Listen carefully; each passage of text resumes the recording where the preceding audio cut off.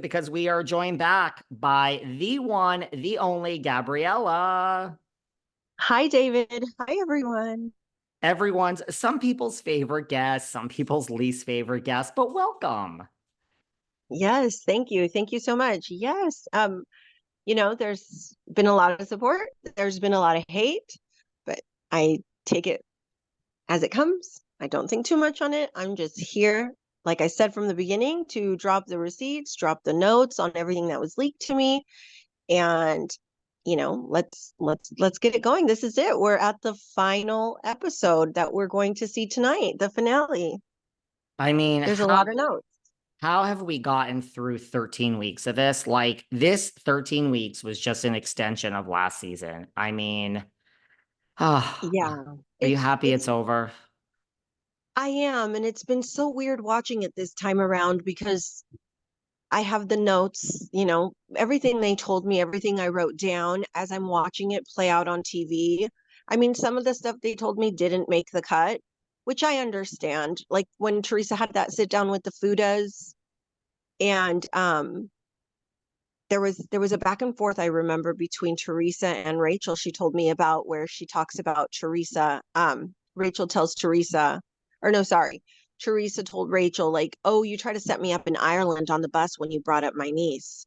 So like those were like exclusive. That was exclusive tea that no one knew, and I think I did talk about that on the podcast, but we didn't get to see that. Production cut that out. Like there's been several things I've talked about that production didn't show, but as I'm watching the season, I'm kind of seeing how production, I don't want to say manipulates because they have material to work with, but they can edit it to fit a specific narrative. And I finally get to see it now. So it feels really weird watching scenes, knowing that these girls gave me this information and this tea, and I don't see it versus when I do see what they're showing. It's so crazy to see how they put a TV show together. It's funny Right. to think like, I wonder why production cut that scene out. Like, I wonder why they didn't show us this or that. Like, it's so crazy. Like, even the sit down between Jennifer Aydin and Melissa Gorga before the housewarming party that Melissa held, where they had that little sit down, we didn't see any of the BravoCon stuff talked about on air. That didn't make the cut either.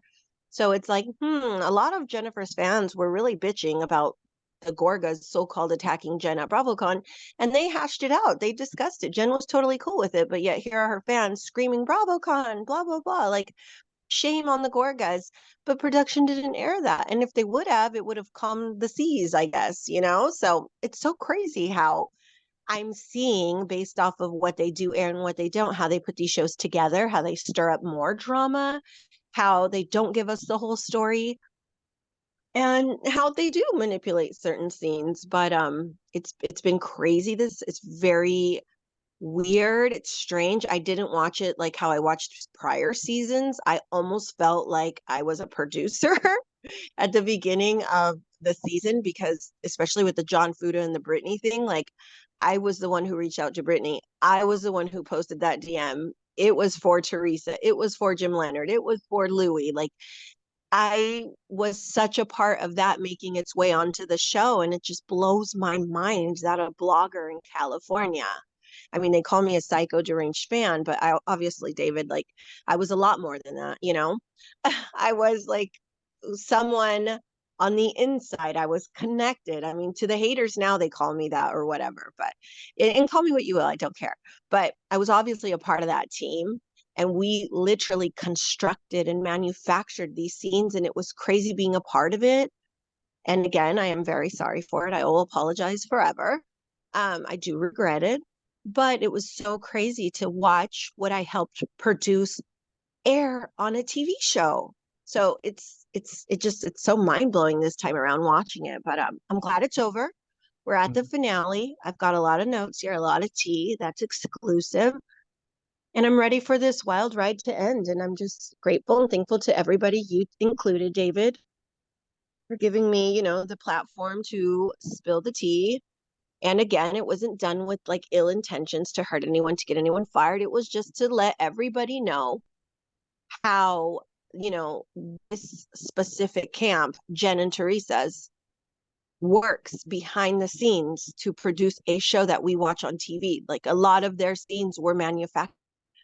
There were storylines planted on social media to help them in their storylines to advance on a TV show and to keep them the center of attention so that the drama revolved around them. And I just wanted to let everyone know that this is not a reality we're watching. And we know that obviously with some of these shows, but they very much were involved in this whole like drama of it all behind the scenes so that they can keep themselves front and center on the show. But, you know, call me what you will. I haven't lied about anything in this whole process. I have told you guys the truth. I've shown you receipts. Take it as you will. And again, I'm just here to spill the tea.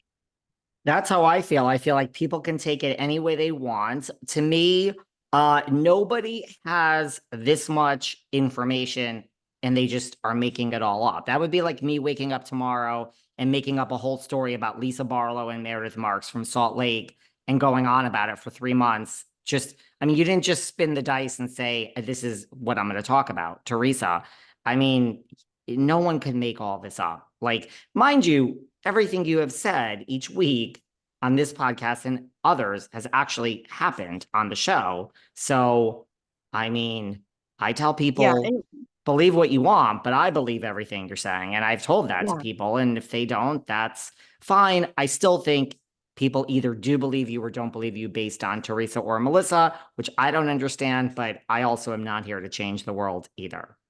Yeah. Like I'm not trying to change minds and like, start a revolution. I'm just here to let you guys know what was going on. Like I'm just like opening up the door to show you guys, like, let me pull the curtains back so you guys can take a look as to how this camp works behind the scenes. Because for about 14 seasons, people have accused Teresa of working with bloggers, working behind the scenes. And it was in season 14 where I stepped up and said, hey guys, it's true.